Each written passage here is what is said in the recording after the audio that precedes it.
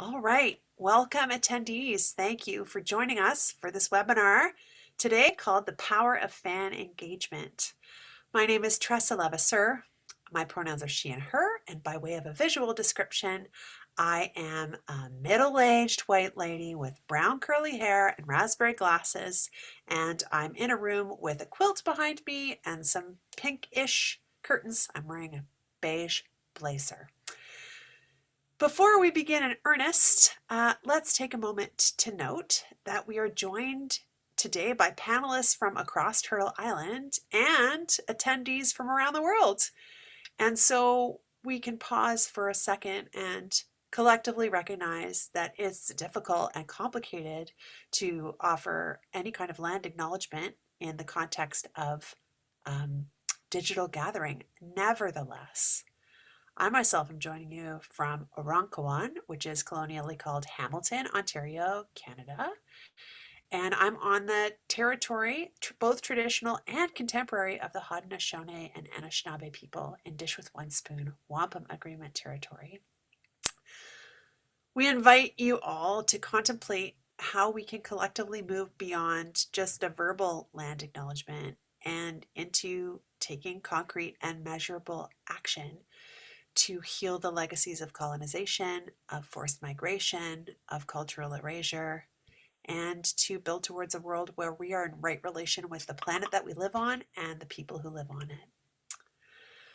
Joined today by several wonderful artists for this panel, which is sponsored by Kari Estrin Management, Consulting, and Radio Promotion. For those of you who do not know Kari, you're going to have an opportunity to get to know her and her wonderful sparkly personality and her ability to bring folks together, because Kari is going to be our moderator for today. So without any further ado, I'm going to turn off my microphone and camera and I'm going to hand it over to Kari now. Hi, Kari. Uh-oh. Kari, are you there? Kari is not there. All right, well, I'll take a moment while we're here. And before Kari joins us, again, not sure what happened, but not to worry. We've got a script.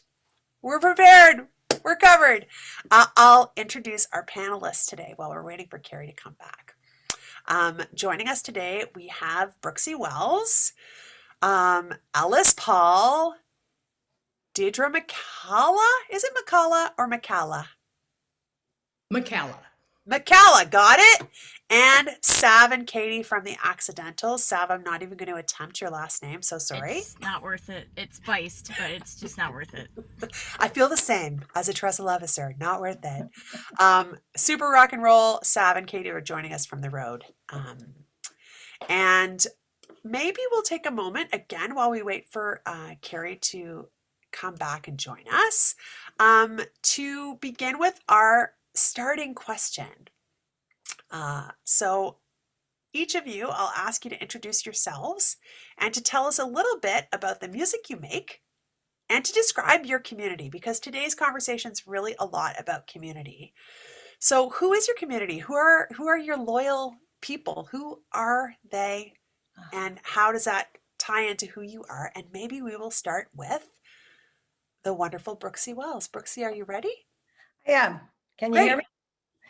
Hi, I'm Brooksie Wells. I'm a singer-songwriter and I live in Atlanta, Georgia. I was born in Atlanta, Georgia, but most of my career I spent in New York and Virginia.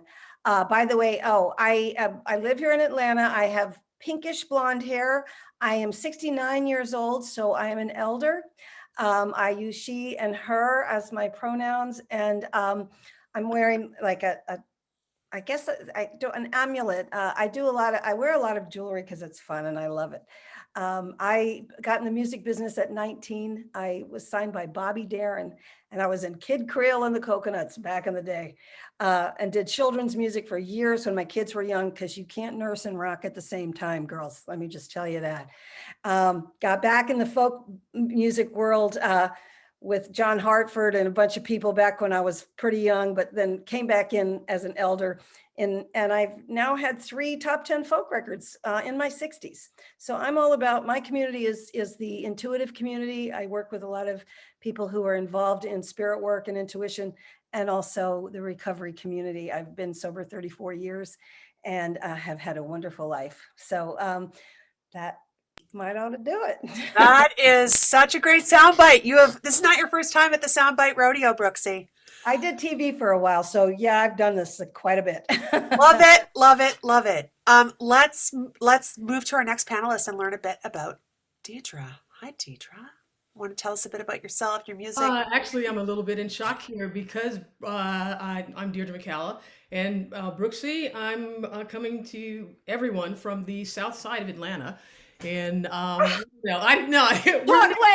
talk later. We're neighbors. So I'm a singer-songwriter in the contemporary folk music genre. I mark my career from 1973, which two things happened. It was the first time I was ever paid for a gig. I was in college and I was paid to perform $50 at a high school coffee house. And 1973 was also the year I had an album released on Roulette Records, home of Tommy James and the Shondells. Tommy! A minor, major label at the time.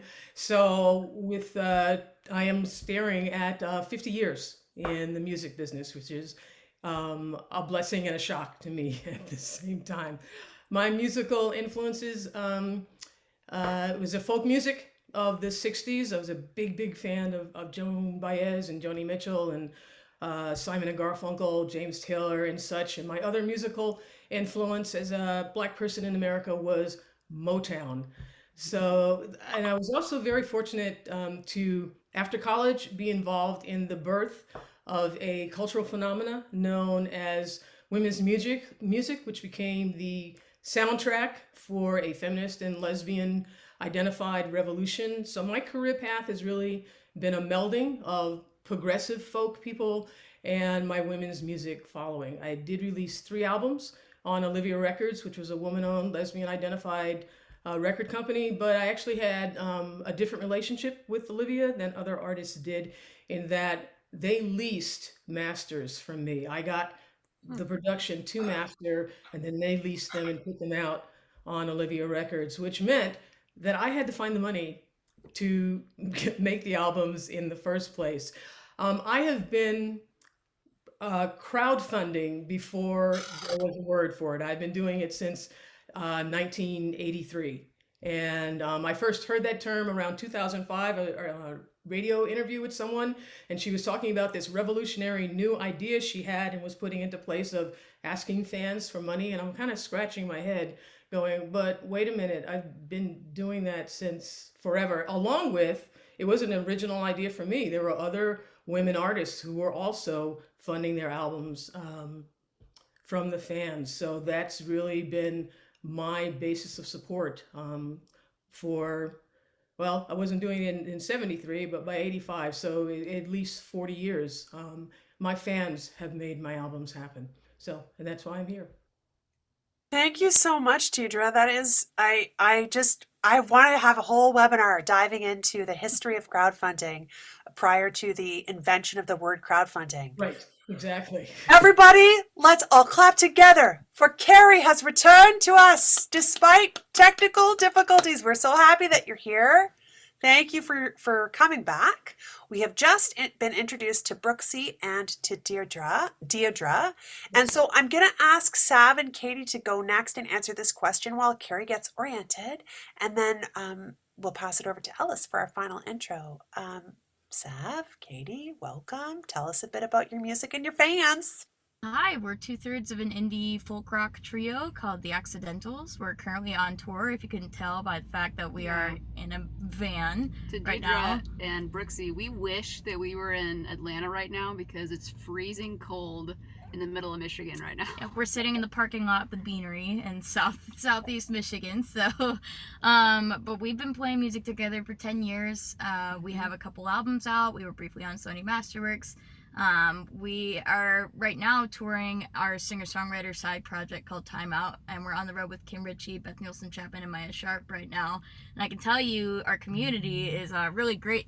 because they're made up of just really intense music lovers who love, listening really intensely to the lyrics, and also bringing baked goods to the shows. So we now have accumulated at least, 12 pounds of sugary food items. So but in all seriousness, it's a really loyal fan base made up of, a big demographic of people. So we got our start in northern Michigan and started touring like 250 shows a year. So a lot of our fan base is really music lovers, lyric lovers, educators, youth music advocates, people of all ages. And we've officially made the move to Nashville, Tennessee, where we've been co-writing with some of the artists we're on tour with right now. And just to give you a visual and a little bit of context, we both identify as she, her, and we're both in denim jackets, and we're in our 20s. I have hair that I've bleached way too many times to disclose the number, and Kate's hair is blue. My hair's turning blue. Yeah, so that's us. We look like punk, but we play some folk music, so.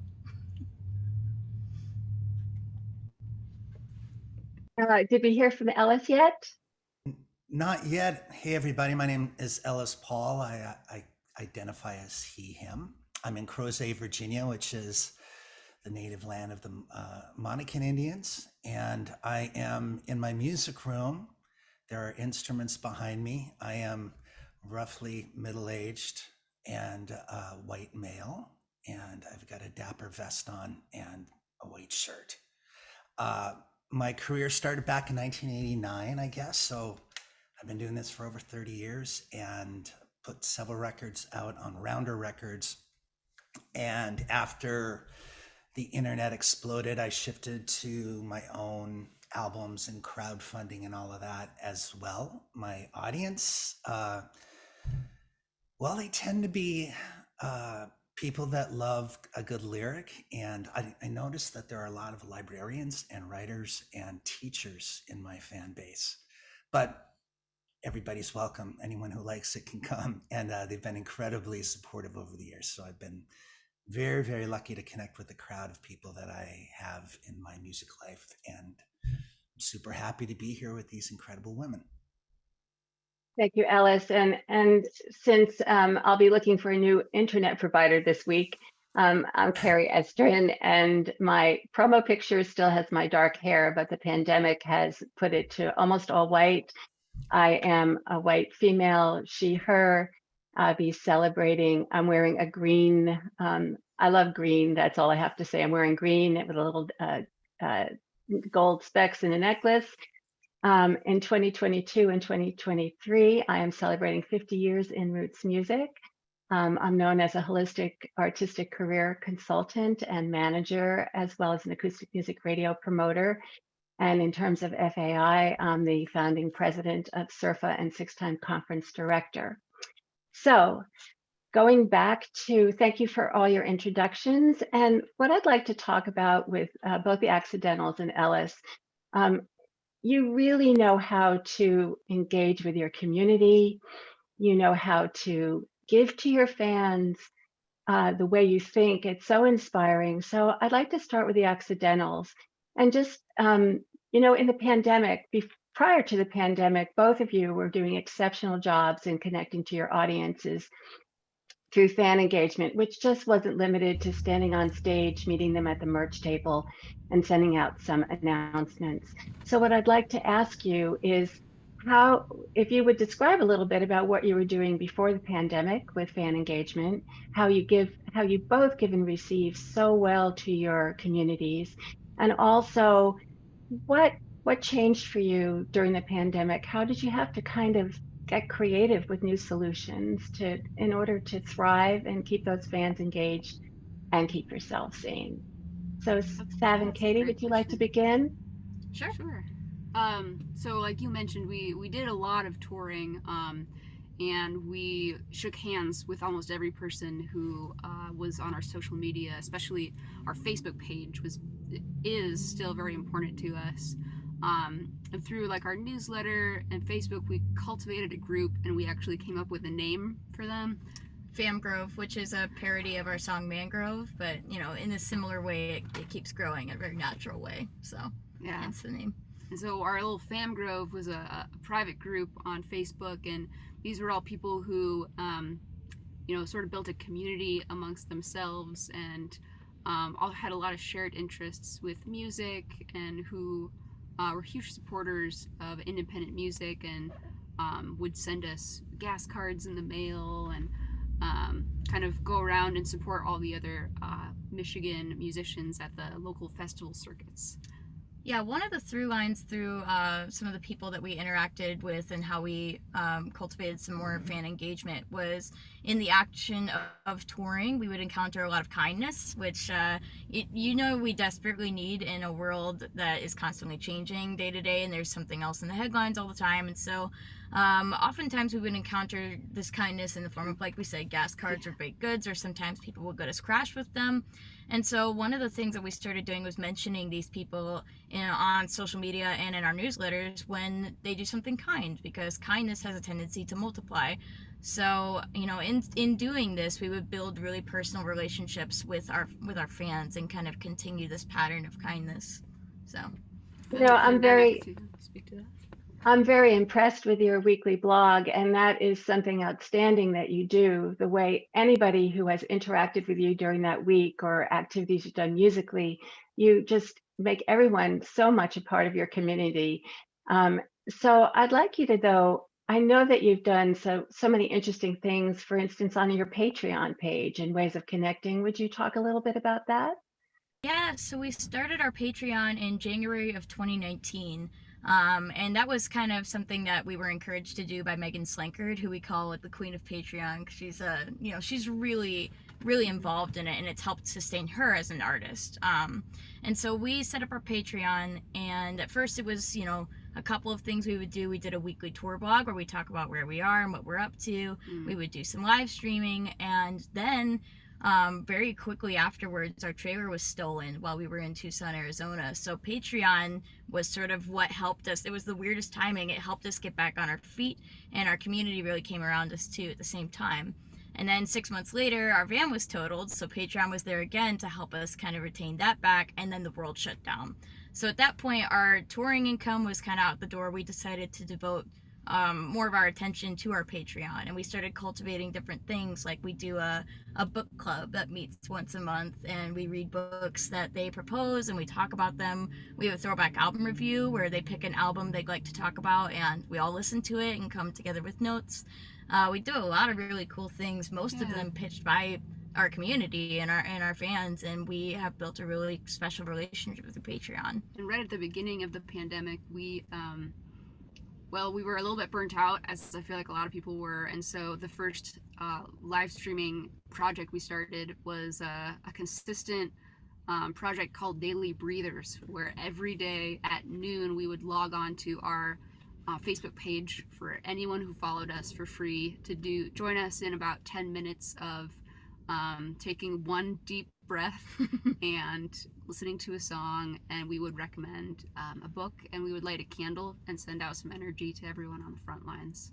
And we created a few different branded series like that. Later on, we did like a 3 for tea live stream at 3:00 where we'd have tea with everyone and talk about books and similar things. And play a little show, yeah. Or a Tour Story Tuesday where we would just make a post talking about, a friend that we'd stayed with at that point. Maybe we hadn't even known them when we walked through the door, but we walked away with this huge amount of kindness. So, and then, because everything was online, we found ourselves, posting and responding and kind of building community that way, even though it came from all over the world. And sometimes people found us through the pandemic and had never even seen us play before. We just had 3 patrons watch a concert for the first time this year.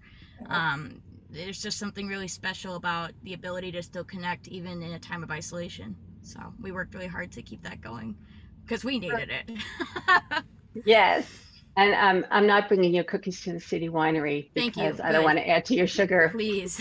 So much. However, one of the things that's true with you and you both with Ellis, I love the way you develop your merchandise. Like, I remember going to your last gig and you had a little pre-show for your Patreon people and you had little goodie bags, and then you design all these things for your goodie bags. And this next one that you're giving out with the tea and the mug. I definitely want a second mug. It's amazing. Why don't you talk about not only what you're offering, but how did you decide that that works for your community? How did you decide that that was something that would increase your brand and serve your community? Well, we try to always tie in our brand for each project. So typically as a trio, what we do as the Accidentals is a little more rock, and we do a lot of youth education workshops. And Time Out is sort of a project all about taking literally a time out and a deep breath and connecting with the healing power of songs and what we've learned through co-writing and sharing lyrics. So for us, when we sat down to brainstorm Time Out, we thought, hey, what's relaxing for us that we can provide for this music community at these shows? So we thought tea, chocolate. We're terrible at making decisions, so we tend to pawn that off on the people who are going to invest in the products that we have to offer.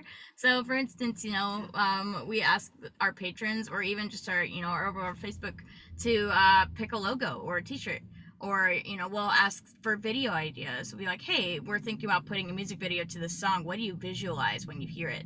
Or sometimes we've even had patrons and fans be in some of our music videos as extras. We've had a call to action, be like, hey guys, we really need like one person in a bowler hat and another person in a suit who can do this. And man, we've created some really great memories just from this. And those videos are on forever to just, to look back on and remember that's what we did. So yeah. The last thing I wanted to ask before we go over to Ellis is this. I mean, you guys kind of rock it out in your music, and yet you started co-writing during the pandemic, as I understand, with some of the veteran writers in Nashville. So can you tell me how the pandemic created these timeout projects and just a little bit about that?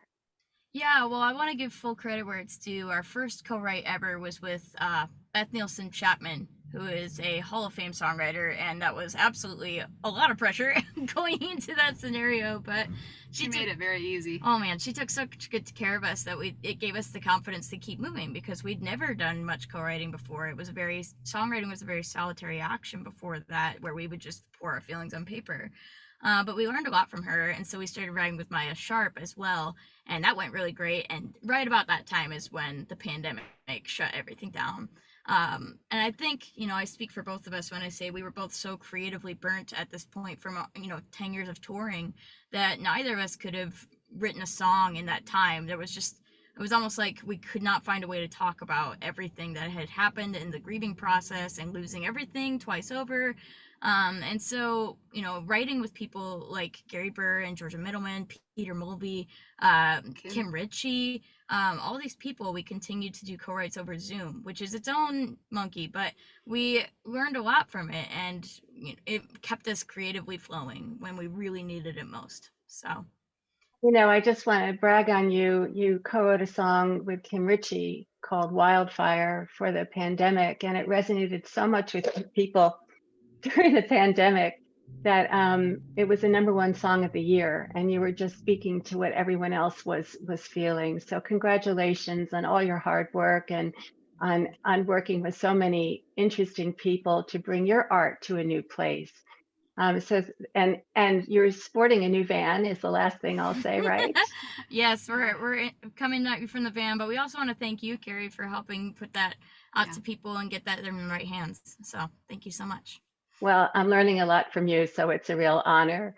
And now we're going to go to Ellis. Ellis, you have always been a leader since your career started in folk music, even having the first musician entry Wikipedia page. But what not only impresses me about your talent is you were managed for many years, and then you struck out on your own. And you have unleashed a creativity in what you do, how you diversify your income, how you create and foster your own community with so many different things. So I want to let you loose to talk a little bit about that. Well, again, I got to say I'm so inspired by Katie and Savage. It just reminds me of being in my 20s, looking at you guys right now and like, oh God, 250 shows. I remember those days where you're like living in a van, occasionally trying to sleep around a stick shift trying to find a comfortable place to put your feet. So I just love watching you guys. Yeah, I've been, I guess I have a life pre-pandemic and then a life during the pandemic, and there's going to be something coming afterwards, and it's all evolving. I've gone from doing, 200 plus shows in my 20s to the point where before the pandemic, I was doing about 150, and very much like the Accidentals, and I'm sure the rest of our panel, I spent a lot of time talking to folks online and at the shows, making eye contact, trying to get to know people, mainly because a lot of my songs come out of conversations, and I feel like I'm always fishing for a song as I'm hanging out at shows and getting to know folks and going to dinner with them or hanging out with them after shows and things like that. So I feel like being personable has been probably the most important thing I've ever done in my work outside of just writing songs and performing on stage. And it's not always easy. You're exhausted, and you've driven 12 miles to get to Poughkeepsie, and you still have to be present. But fortunately, my personality is pretty open to it, even when I'm tired, and I think that's helped a lot. But connecting on a personal level, talking to people, making eye contact, listening to them so that they feel like they're being heard is super important. And then, of course, there's all the little things, the live stream, the Facebooking. I have a Patreon page as well. I've done crowdfunding for 3 albums, and I'm about to start another one. So, obviously I'm living off my audience, especially now since I'm not touring as much.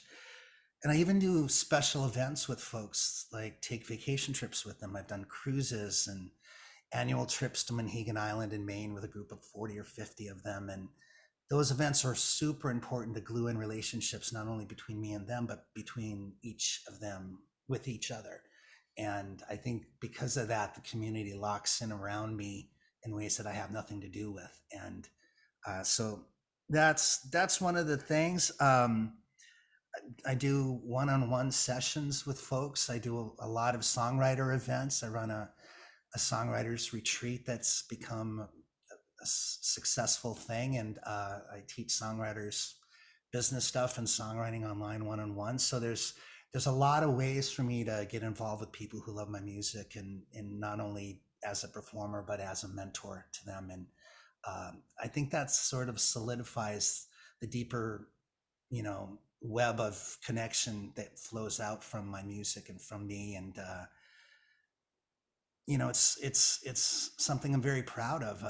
If I know that if I was in trouble, I just saw Mark Orelli, for example, just put up a fundraising thing, and he's got some eyesight degeneration happening, and I think he raised like $50,000 in a day, and that's the kind of community we've tapped into here, with not only emotional support and financial support, but if anything ever happens to any of us, it just seems like this community is ready to circle the wagons and make things happen, as it did with the Accidentals with their various van mishaps and whatnot over the years.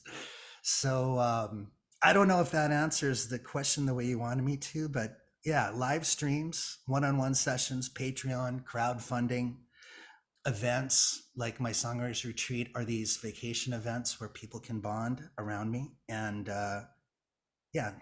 and just trying to connect personally and be real with people. So Ellis, one thing that I've noticed in all of our talks together and watching you is how much you do give to your fans and how creative you are in connecting to them. And so I want to go back to your merchandise for a moment. Okay. You have 2 things that really are just so astounding to me, and that's probably just the tip of the iceberg. One is your, I don't know if you have one handy, is your poster, your songwriting poster. And then the other, which I have handy, is your traveler's box, traveler suitcase. So do you want to, do you have your suitcase in there? Do you want me to get mine? No, I have one right here. I have a few Good. things here. I didn't think to grab the posters, but That's all right. I do art, and most of it's instructional, and there's 3 posters on songwriting / performing that I give to all of the master classes I teach on songwriting and at the retreat. And I love the fact that there's a few thousand songwriters that have these things hanging in their rooms, which is pretty amazing. I think Brooksie has one. And then, just recognizing, I think there was some point in my life where I recognized the creativity that I put into songs needs to be applied to my business in a better way. So I put out an album called The Traveling Medicine Show during the pandemic. And this is how you get it. It's just a little medicine bottle with a sticker on it, and you pull it out, and it's a USB cork. That's how I saw that particular album. And then when I produced an album called The Storyteller Suitcase, one of the merchandise items was this. This is sort of the premium package for The Storyteller Suitcase, which is a tiny little suitcase, and you open it, and it's got CDs and 2 golden tickets to whatever Ellis Paul show you want to be put on the guest list for. It's got a 300 song USB guitar in it, which is a lot. This is the actual album, The Storyteller Suitcase. A couple other CDs, because I can't seem to sell them at the same rate as I did in the 90s. Every traveling person in the world needs one of these for juice and whatnot. And there is a Storyteller Suitcase journal. And then there's a Storyteller's Suitcase pen. So you can record your adventures, and it's got all sorts of things. It's got a flashlight and a compass and a screwdriver and a nib for using your cell phone. And it's a pen, and it's a cell phone holder. And yeah, so there's a lot of kind of Dick Tracy shit going on here with this stuff. So, but this has been incredibly successful at my shows, and I sell them for about $150, and I generally sell 1 or 2 a night. And, and they call me up and say, hey, we want backstage passes to the next show. And they cash in their golden ticket, and I set them up. So, just thinking a little more creatively and making sure that the marketing weaves into the product that I'm selling as a musician, all of that has been really helpful, I think, just to make people feel like the environment isn't just audio, it's actually tangible. You can hold it and explore it and be part of it, and not just listen to music, but be part of the environment created by the music. Thank you so much. And what I'd like to stress here for anyone watching is I invite you to look at both Ellis Paul's and the Accidental site for their use of their creativity. You can see how much care and love they put into their engaging with their audiences and giving back to them. It's a win-win both ways. And before we move on to Deirdre and to Brooksie, I just want to ask either of you, do you have any closing comment about connection to your fans and thinking outside the box before we move forward? Yeah, I don't think we touched on it as much, but I think collaboration is really great. We've cross-collaborated with friends and other artists through posting, live streams, and Patreon projects and co-writing. And what's really interesting is that I don't think that's like impossible, but some communities or some I don't know. It seems like it's got to be a competition in some places, and I don't think that's what the folk world is about, really, or any musical world. I think collaboration is really key. So, but we also have a question in here. I don't know if we want to. I was gonna say too, we should collaborate with Ellis. Yeah, we need to do a Patreon video or something. We did one with Peter Mulvey the other day. All right, I love Peter. That would be great. I'd love to write with you guys or hang out with you guys at some point, and yeah, it'd be an honor and really fun. I think we've just launched. I think we've just launched timeout session number 3 right here on this phone. Get back in the van, Ellis. I know you want to. Yeah. All right. Cool. I just wanted to double up on what they were saying. Getting feedback from your fans, like, I'm always asking people, like, here's 20 songs. What songs do you want on the record? I've had fans do videos of my songs in a video contest where fans fans create videos and they get prizes and cash prizes and things like that. Hearing from them, because nobody knows your music better than someone that's got 10 of your records, and so getting feedback from them is super, super important. Thank you so much. And I would now like to move to Deidre. I first heard Deidre's voice on WCIS in Boston in the 70s, early 70s. And I'm like, who is that? I've got to know more about her. And then she walked into SURFA when I was conference director. And I thought, you are not starting from scratch here. You are a legend. And so, Deidre, it's lovely to have you here. Good to be here. What has really impressed me about you, Deidre, is you have such a great history of finding and building and contributing to your community. So I wondered if you just would, in talking about your fan engagement and deepening your relationship, if because I was not on in the very beginning, if you would just go through very briefly your history of how you found your community and how you started building it. As I said in my intro, I was fortunate. I graduated from college in 1975, and one of the, my best friend and I hit the road with a sound system and my guitar. Debbie was my manager. I was, the singer, and we were gonna go across the country. And the first place we stopped, courtesy of a group called the Deadly Nightshade, which was a 3-woman band on RCA Records that Debbie and I had produced at our college, they told us about this festival happening in Champaign, Illinois, called the National Women's Music Festival. And we were like, what? Anyway, long story short, wound up there, wound up getting booked there. Debbie was a good booker.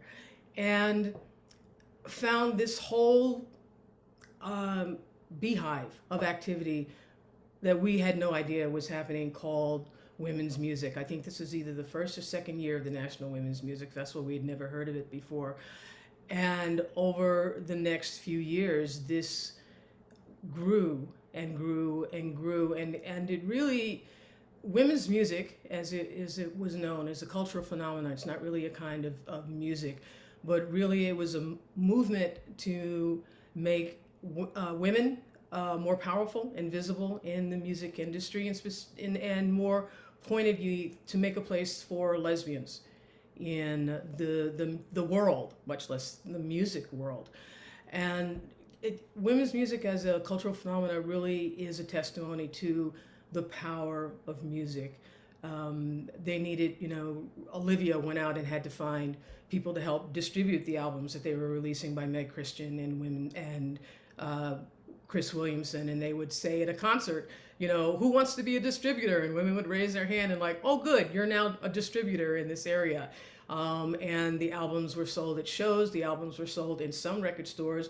There was a much larger network at that time of women's bookstores that were a major source of getting the music out. And the music drew women together, and it made an entire community feel seen. And I was very fortunate, as I said, to be in the beginning stages of that. I was involved in women's music as, a performer, and involved in building it as, I would go to the festivals, the shows. So I was both attendee and one of the people making it happen. And that is why the women's music audience, the predominantly lesbian audience, is a strong part of my following, because we saw each other and they wanted women to advance. They especially wanted lesbians to be able to be seen and to be heard and to be safer in this world. And it's a big part of the community that I draw from, while at the same time I was still playing and performing in the listening rooms and clubs, around the country of the day. So my career really has been a interweaving of a progressive folk community and the women's music community. And what so impressed me, Deirdre, is you were telling me that in the early days, you would just take the Greyhound bus and load your your guitar and your CDs in your suitcase, and wherever the Greyhound went is, you could find a gig, that's where you played. Yeah, I had a wonderful booker by the name of Tam Martin. When my first album came out, not CDs, albums and cassettes with Olivia Records, and they had an in-house booker named Tam Martin. And she booked Chris Williamson, and people were willing and able and could afford to fly Chris Williamson in. But who is Deidre McCalla? This is her first record. So I said to Tam, I can probably get places by Greyhound bus, and that's how my tours started out. And it was just me. I had a suitcase, one of those convertible suitcases, which were new at the time, that could fit on my back. I had my guitar, and there were CDs and cassettes. So I had a little wire luggage cart that I had boxes of albums on and a couple of boxes of cassettes. And when I ran out, I would have, Olivia ship them to me out on the road. But that was part of building the audience, because even to this day, people who used to be promoters at that time recollect picking me up at the Greyhound bus station. And, I wasn't able to afford hotels at the time. Most of my housing during those tours was community housing. I had a section of my contract of just asking for certain things in community housing, but I'd love to stay with you. So people having hosted me. So I think people seeing me and interacting with me on a really granular level and being there from the very beginning really cemented where my place in their heart was, and feeling that they were part of making that happen. And eventually, the Greyhound bus moved to my getting a van like the Accidentals have now, and driving cross country. I called it my touring was my See America inch by inch plan. But it was being out there and being with people, and no show was too small to do. And because of that too, because the women's movement was so new, these venues were new, you were contributing to helping these venues build as well, which I'm going to fast forward now. What album is this that you're recording now? What number album? I am mixing my 5th independent CD, so I often don't count the CD, the album I did with Olivia Records. This is my 5th project.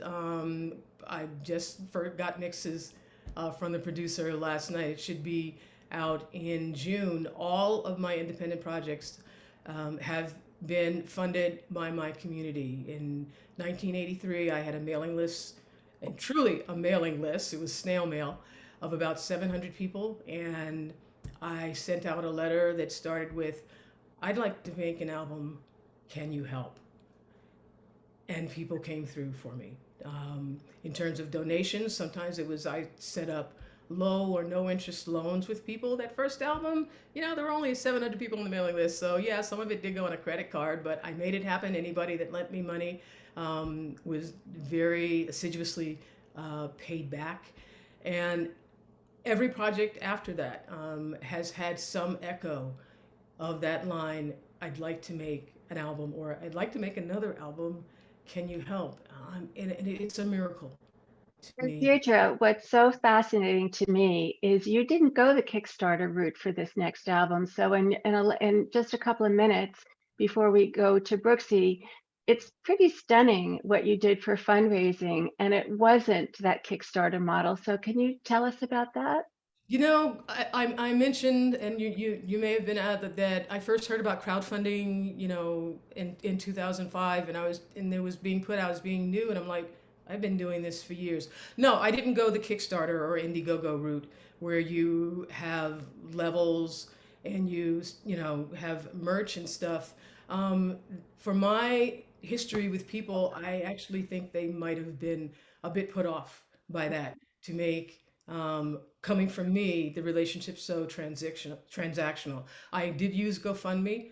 I have raised over $30,000 since March of 2021 on GoFundMe, slightly higher than the budget that I aimed for. And again, it was, if you can still read it on GoFundMe now, it's still up. I'm about to close it in a couple of weeks. I'd like to make an album. Can you help? And there were no loans this time. People miraculously came through during this pandemic. And this project was done actually because some fans came to me and said, we need more music to get us through this. And I'm like, really? um, and it has been a great vehicle for me to do it that way. It's been very affirming to do it that way, that people want this album. It's coming out in June to happen. And I feel very fortunate that I have that kind of community support. Well, thank you so much for sharing your story. It is inspirational, and you are really an icon in the women's music movement. And thank you for everything that you shared with us today. Very welcome, Kari. You're welcome. Brooksie, you inspire me with the way you have given and received from your community, and you're kind of in two different ones. So do you want to tell us a little bit about that and how during the pandemic that also helped? Well, I was just thinking about this, the accidentals. I'm kind of an accidental artist because I got signed when I was 19 by Bobby Darin, and I thought the music business was easy. I thought no big deal. And back then, women could do nothing on their own. They did everything for me. They dressed me. I mean, they picked the music. They did everything for me. And then Bobby Darin died 6 months after I was signed. And there I was with no protector. And all of a sudden, everything shifted. And it was interesting to be in New York, but I met a lot of amazing people who are still with me on my journey. And I ended up in Kid Creole. And that was like all these wonderful African-American artists that I got to work with, because I was a disco singer. I sang backup on disco records to make money, because I'm really a recording artist. That's not a touring artist. I'm a recording artist, which has been really hard, because nowadays making money as a recording artist, it's just, you need to tour, you need to do more of that. But my communities, I have a couple. One, my father was a Unitarian Universalist minister in the 60s. He was in Selma, Alabama. And I actually had the honor of attending Dr. Martin Luther King's funeral because my father was a civil rights activist and then an anti-war activist. So the community in the Unitarian circles was very much folk. I knew Mike Seeger. He was a friend. I would go to his house and hear Libby Cotton play. These were all people that you can't help but become a folk singer because that's who you're hanging with. And I spent a summer in Montreal. I mentioned this, I was talking to Teresa about that, doing folk music with the Folklife Festival. They took it to Canada. So I met John Hartford, and I met a lot of the folkies who are no longer with us. And that's how I learned how to sit in my basement and play and Travis pick and learn how to play. Now, I got sober in 1987.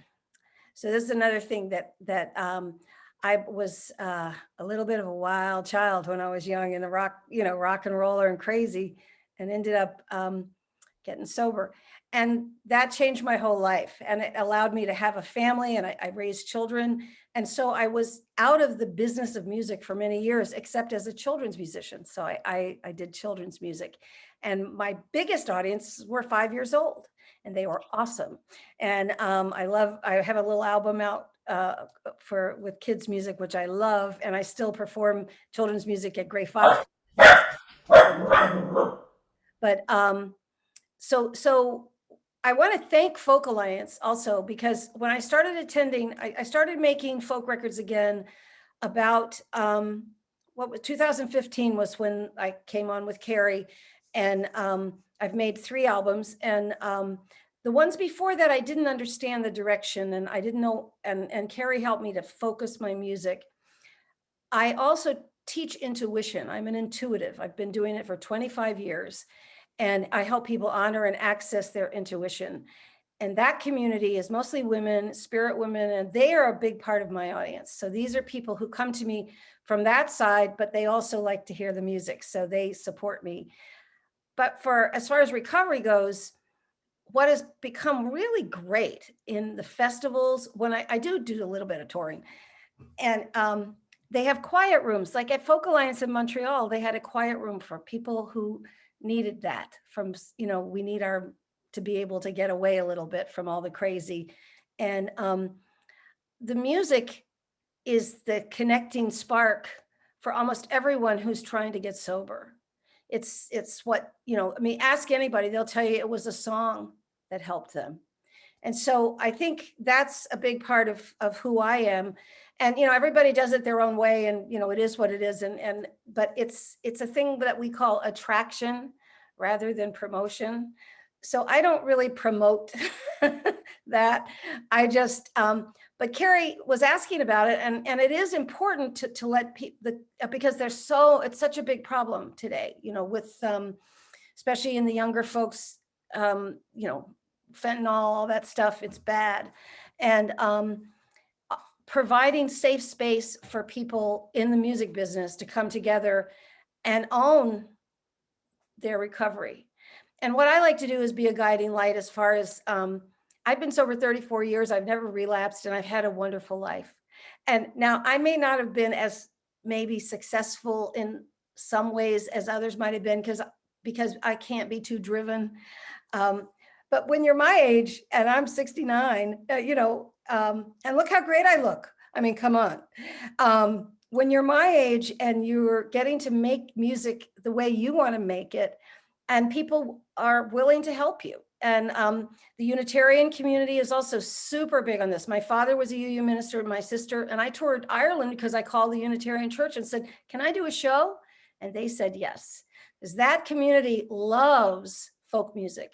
And so I really would recommend, if you've never played at a UU church, they do coffee houses all the time. They're great for folk music, very supportive, plus they're inclusive. So LGBTQ, all of that is very inclusive.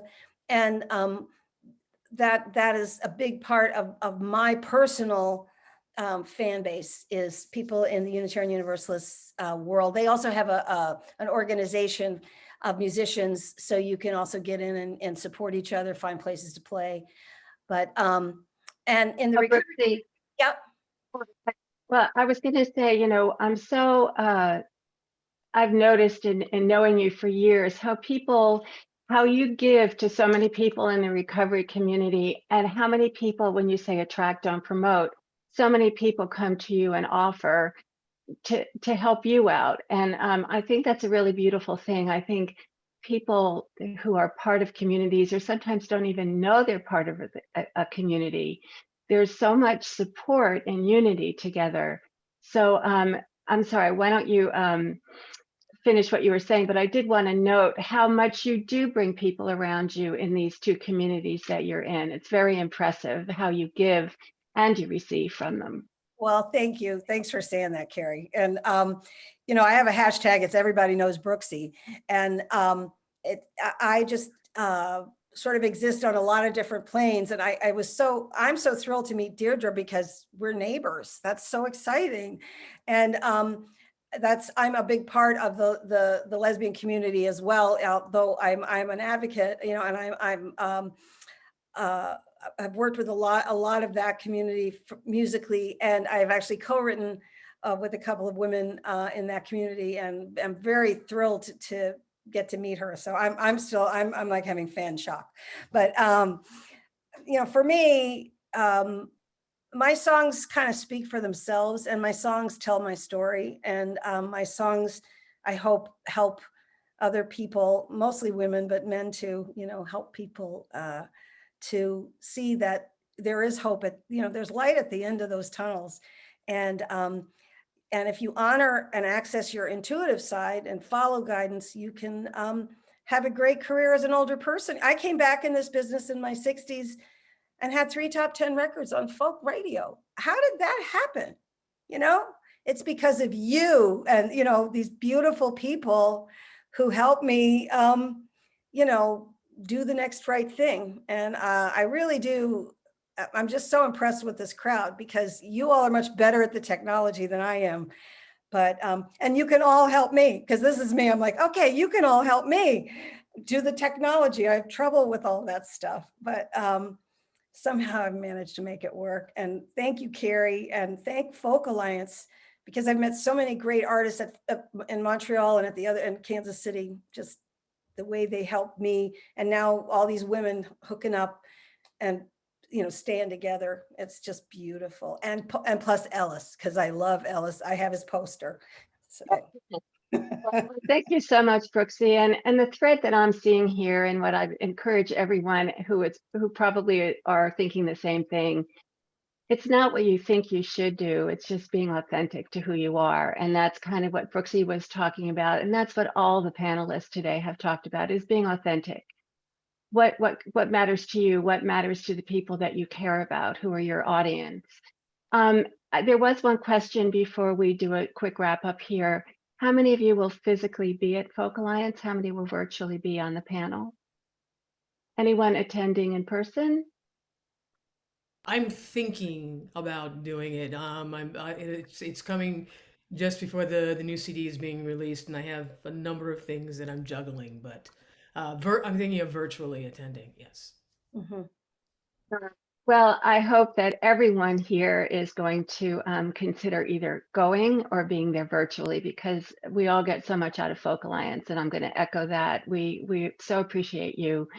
Folk Alliance is our community, and I don't know what I would have done through this pandemic if I weren't working with the kind of music and people that are involved in the FAI and the folk DJ community.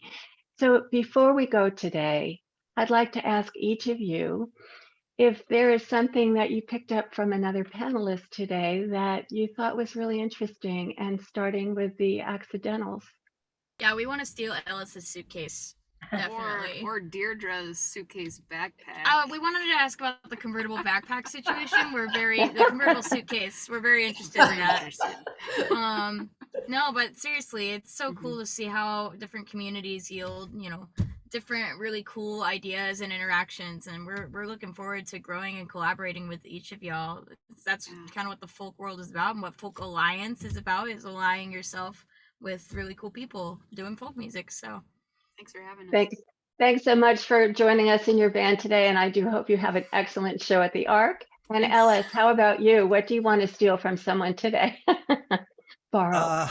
Well, I wish I could steal the women's movement from Deidre, because that is always, I've always been envious that you have, and so many women performers have this massive thing that's way bigger than music, encircling them and giving them a home. And so there's nothing I can do there, but I just want to give you a shout out and say, that I'm proud of your work in that world, and there's nothing that a middle-aged white guy can do about that from a distance, as far as having that around me. But I wish I could in some kind of way. Allies are important, so thank you. Oh, I'm here. Trust me. Yeah, you can count on me for that. And obviously the energy coming off the accidentals, and I have seen you guys in concert and love what you do. And Brooksie, you're a legend. So obviously love sitting and talking to you, and we'll see you guys. Hopefully I will be there virtually at Folk Alliance, but not in person. So I'll see you guys somewhere in the wings, in the internet wings. Cheers. So Brooksie and Deirdre, what have you picked up today that you might want to share? I want Brooksie and I to get together and have coffee or something at some point, since they're in the same area. And although it would take reshaping of my time, I like what the Accidentals are doing with their blogging and with communicating directly with their fans in that way. Again, I often time is a constraint, but I'm starting to really appreciate how vital that extends the connection. So thank you for sharing that. And I just want to do the Patreon like that the Accidentals are doing it. The way you're using Patreon is brilliant. And I need to talk to you about how you're doing it, because I think it's so clever, but it's also, it's so interactive and cool. So that's what I picked up, because I need the technical stuff. That's so groovy what you're doing. And I say groovy, but it was really cool to hear that. We say groovy too. Come join our book club. I will. I'm going to. Okay, awesome. Well, thank you to this wonderful panel today for being here, to Sav and Katie on tour, to Ellis, to Deirdre, and to Brooksie, and of course to the man behind the scenes, Jared Rivers. Thank you so much, and especially for getting me back online. And Tressa, you are amazing. Thank you for all you do. You are a jack of many trades in Folk Alliance. And speaking of Folk Alliance, we are so grateful to you. Just amazing. So please go to their website, join. You either have to go to Folk Alliance or have to join it virtually, because there is a community waiting to support you as you also support it. So thank you to you all. This session, oh my dear, this session will continue to be available as a recording on the Folk Alliance International website and on the YouTube channel. You can watch my headphone drop out once again. And it was my pleasure to not only sponsor this, but to moderate it and to put this lovely panel together. I'm so grateful to be with you all today. And to all of you, you have been awesome in there chatting. I was trying to just get a little chatting and a little listening here at the same time, but we really appreciate it. See you in Kansas City, May 18th to the 22nd, or virtually so.